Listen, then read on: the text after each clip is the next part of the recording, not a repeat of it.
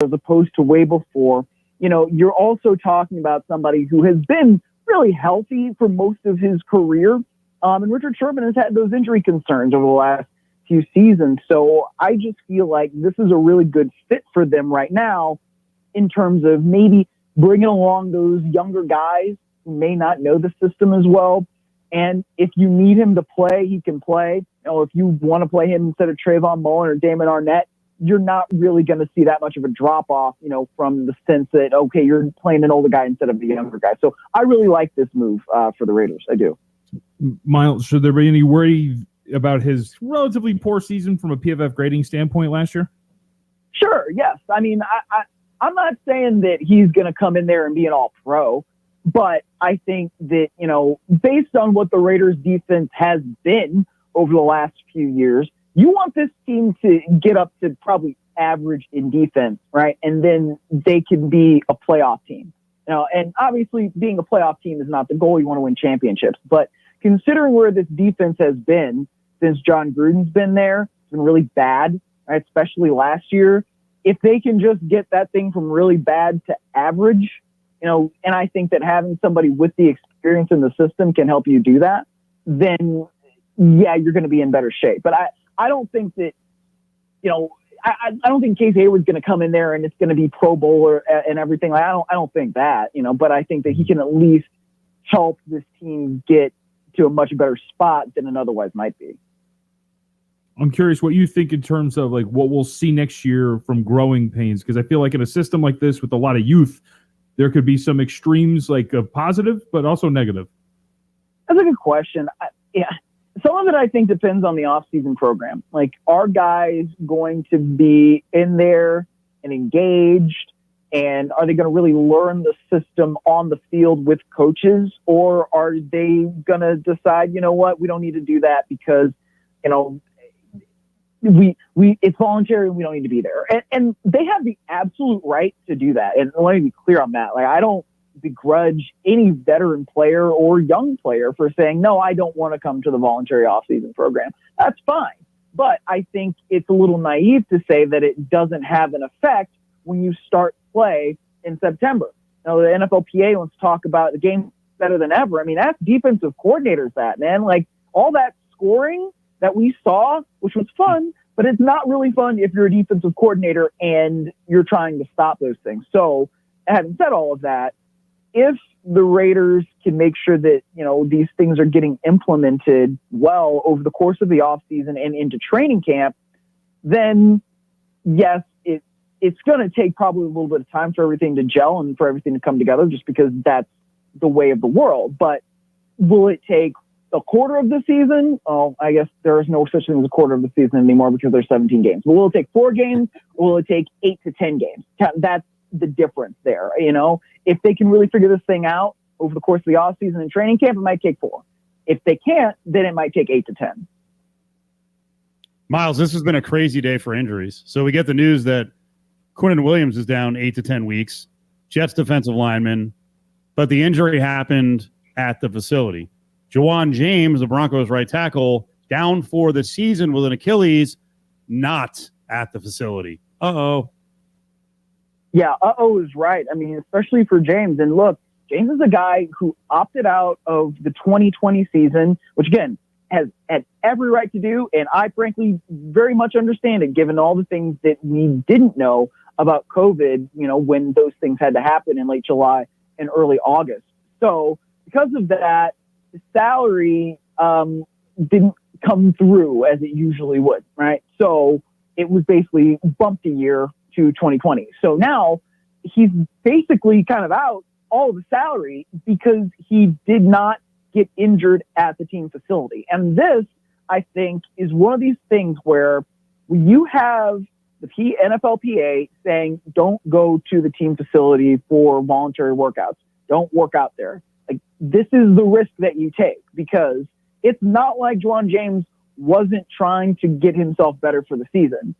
But when those things happen and they are not at the team facility, this is the risk you take. You are basically saying that, I don't mind if I get hurt away from the team facility because even though it's counts basically as a non-football injury at that point, which is not fair, really, but it's the truth and it's the way that these things happen. So that's why it is, I think, something that guys really have to make sure they understand. If they're going to go work out and they're not going to be at the team facility, which again, they have the absolute right to do, and many people do it, then you have to be really careful, because if you get hurt, then that can have some severe financial consequences for you, depending on who you are and what your contract is. Let's stay on the Broncos, since we're talking about Juwan James and the position the Broncos are in to actually make a real run at Aaron Rodgers. Let's start on the Green Bay end, though. How bad is this? I mean, we heard some Packers experts on ESPN this morning saying it's like a 5% chance of Rodgers coming back. How bad is this, and how much conversation has there been from other teams around the league, trying to text, call, whatever, any kind of message you could send to the Packers to get in on Aaron Rodgers? I think it's one of these things where it's weird because the Packers don't have an owner. And, there are times where it's probably really good that the Packers don't have an owner, but this is one of those times where it's probably bad, because that's where you need the person who is the head of the organization, who signs all the checks, who provides all the money, to go to Aaron Rodgers and to sit down with him, Mark Murphy, your CEO, Gutekunst, Matt LaFleur, head coach, whoever it needs to be, and figure this thing out. Because when you have a guy who's a superstar like Aaron Rodgers, it basically makes him the most important person in the organization, because there is no team owner. And all other 31 teams, that's the most important person is the owner. So it's one of these things right now where if these Packers, all the Packers reporters are saying it's like a 5% chance, it's a very low chance, it's this, it's that Rodgers plays for the Packers again, I tend to believe it, because when you have folks reporting, Charles Robinson reported this out of Yahoo, that Aaron Rodgers would like to see Brian Gutekunst, the general manager, lose his job. I don't really know how you come back from that. I just don't, because you can't really have your quarterback dictating what the personnel decisions are in the front office, right? I mean, you can want and let him have a say, and okay, this wide receiver is better than that one. On the OL, you might want to do this or that. But if this is the case where he's trying to be involved in these high level things, or he would like to see things happen on that high level, I don't know how you come back from that if you're the general manager and you're the head coach and you're like, man, if this guy wants me fired, what am I supposed to do? I don't know. Miles Simmons, Pro Football Talk, is with us on Twitter at Miles A. Simmons. Back to the Raiders.